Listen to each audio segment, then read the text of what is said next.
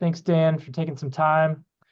If you all would, please raise your hand for questions. The floor is open. Let's go to Phil Orban to start. Hey Dan, it feels like you guys kind of went to this off season with a plan. Obviously, I'm just wondering, looking back on the past few weeks, how close to that plan did you end up? Yeah, what's up, Phil? So yeah, I think I feel good about our execution. Our alignment and our plan in the building. I thought it was really good, the communication and just between myself, the defensive staff and the offensive staff, just kind of being on the same page with what we want from a player perspective. And then, having that plan and then myself along with Brant attacking that plan and executing. So feel really good about it. Now let's go to David Newton, followed by Joe Person. Hey Dan, how you doing down there? What's up, I wanted to David? ask you why trade Burns? Who initiated the talk with the Giants, and what was the market for him? Yeah, those are always, difficult conversations and decisions that you have to make from the seat that I'm in. We love Brian, the player he is, the person he is, but sometimes you got to make tough decisions and, salary cap along with draft capital that we got. We felt like it was, time to, pull the trigger and make a move. We felt like the timing was right. And those are always tough decisions, but, we had to make it and, we feel okay about it. And I want to follow a couple. Where do you guys stand with Clowney right now? Yeah, we're still talking. We're still trying to build our roster out and make our roster the best that it can be. So all players, we're talking not only to, some of Clowney's people, but, we're talking to some other people too and trying to make this roster the, most competitive roster in the NFL. And last on this list, where does edge rusher stand on your kind of priority list right now of big needs that remain there on the roster? Yeah, I think again, not just edge rush, but I think every position we're going to try to build depth. We're going to try to build a lot of competition at each of those. Like I said before, we want to build this roster to where we have a lot of depth and a lot of competition, and that's going to be the premise of our program. Thanks a lot. Dan, when do you expect to hear from Clowney? What's up, Joe? Good Nice background there. Yeah. I think it's one of those things where we're keeping in touch. Nothing's coming down the pipeline as of yet. We're still talking to, again, not just Clowney's people, but other people as well, just trying to build this roster out and making the best that it can be. And Dan, on the Deontay Johnson trade, he comes with a history of kind of some fighting with teammates and yelling at coaches and some effort issues.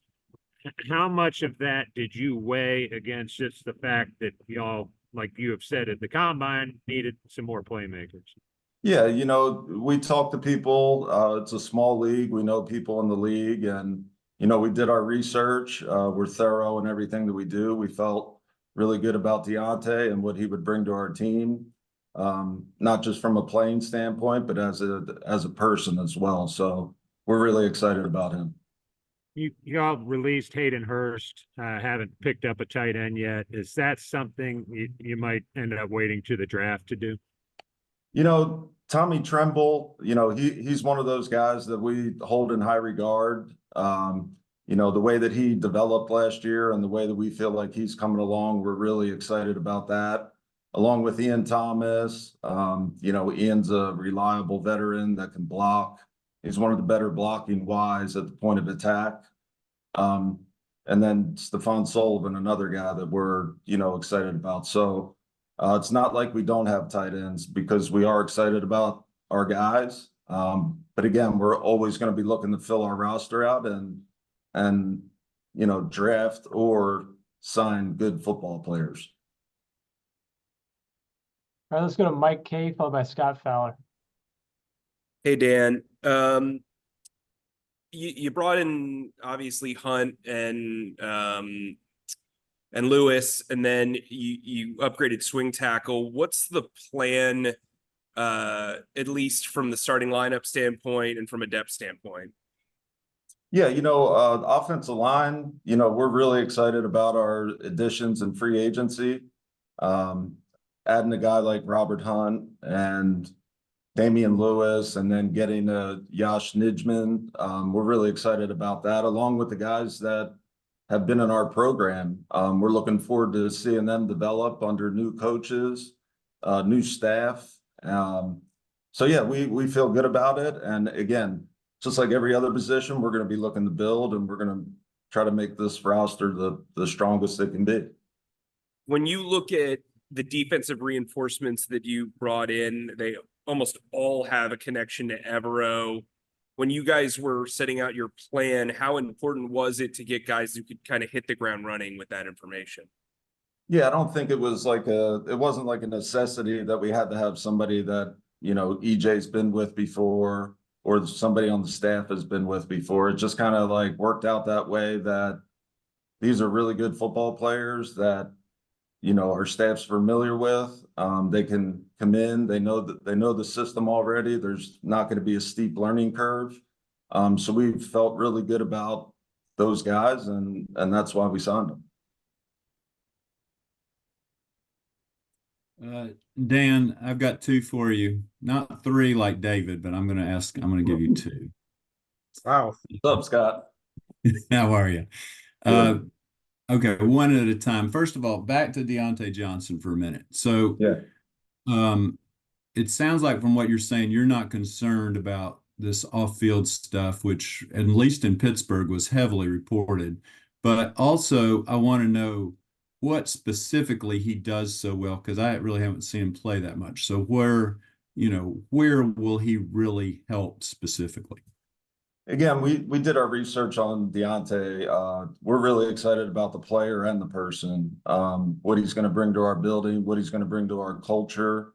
And then as a player, he's a competitor. He's a receiver that wants the ball. He can play inside, he can play outside. I think he's one of the better route runners in the NFL as well. His ability to get in and out of his breaks, create separation underneath or vertically. I just think he brings a different element than what we had on our roster. So again, I think he's going to upgrade us, and we're really excited about him. Okay, thanks. And then the second one's about Bryce. So given what you've done so far and what you're expecting to do, I know a lot of times players take a big leap between year one and year two. I wonder if where you would be happy with, Dan, for Bryce Young to get to this season. Yeah, I think, we want Bryce Young to be the best version of himself, not try to be anybody else or live up to my expectations or anybody else's expectations, because the Bryce Young that I scouted in college and saw glimpses of last year, I know the type of player he is, but he's not going to do it all by himself. It takes all 11 guys and more to, execute this offense, and execute it at a high level, like I know that he can. So it's a team effort. All three phases, they all got to play together. It's not just going to be on Bryce. Everybody's got to play together, and that's what team football is about, and that's what we're going to be about. Thanks, Dan. Yeah. All right, let's go back to Joe Person and then followed by Phil Orban. Excuse me, Dan, do you have a decision yet on JC's 5th-year option? No, we haven't made a decision on that yet. We obviously think very highly of JC and the player that he is. I think he's one of the better corners in the NFL. He's had some unfortunate injuries that are kind of out of his hands, but we love JC and the player and the person that he is.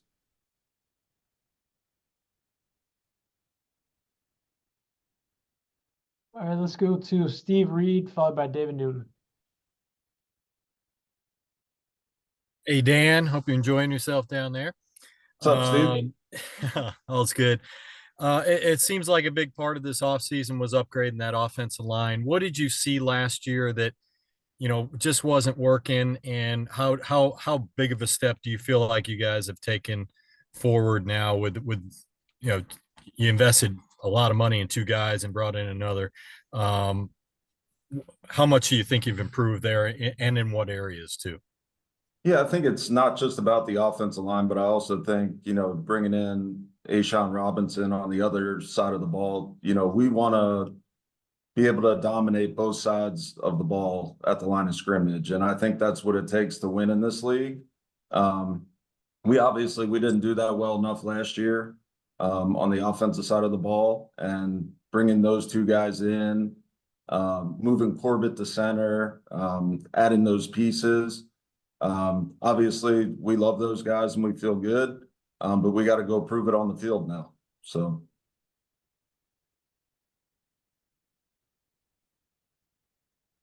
Back to me again, I guess, Dan. I want to ask you your philosophy, and when you went into this plan, it seems, I think I read somewhere where you said you didn't want to give away draft picks and things like that. You want to build through the draft. I know that's been a little different than what it's been the past few years. How is your plan different from what this plan's been here for the last few years trying to build a team? Yeah, I'm not gonna, compare myself to what's happened in the past. I can just tell you how it's gonna be moving forward. Moving forward, we are gonna build this thing through the draft, draft and develop our own talent, and hopefully they pan out. We can extend them and we can keep our own.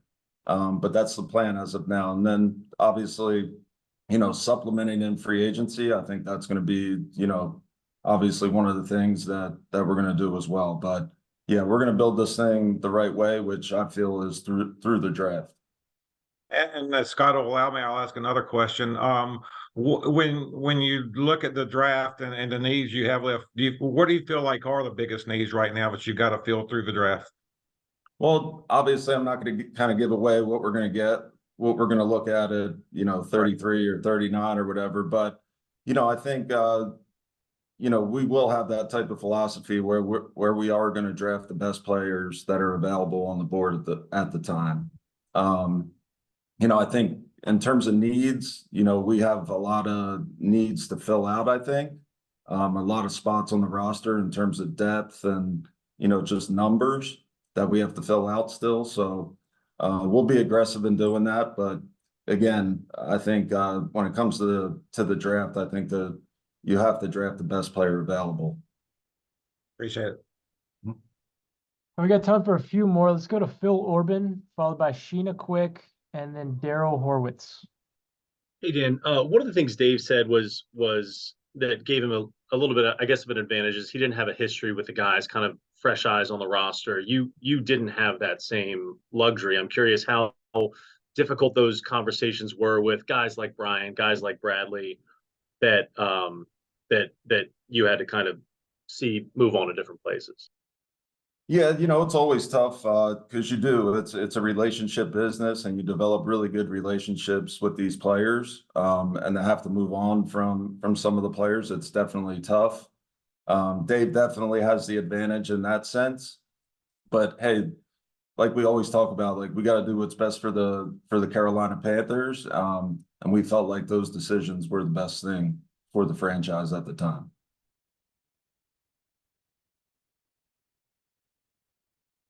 Hey Dan, Sheena Quick here. Hey Sheena. How are you? Good. So question that's kind of hanging in the balance there is, do you guys have a timetable for Derek Brown's extension?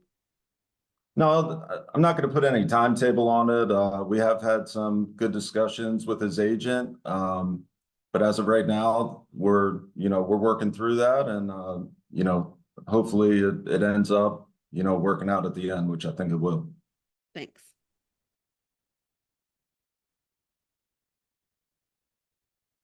You're on mute. Sorry. Hey, you've done a lot of work to help Bryce Young last year.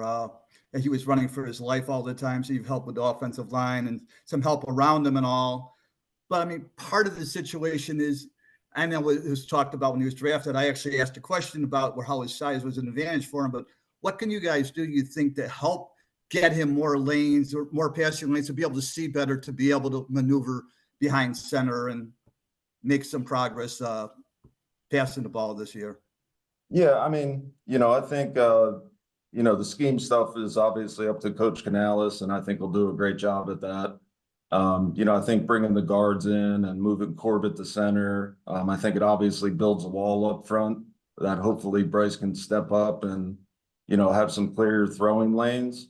So I'm optimistic about that. I'm excited about that. Scheme along with some new personnel, and we'll continue adding pieces that Bryce will keep developing and turn out to be who we know he is. Any more questions for Dan? All right, thanks, Dan. All right, thanks, guys.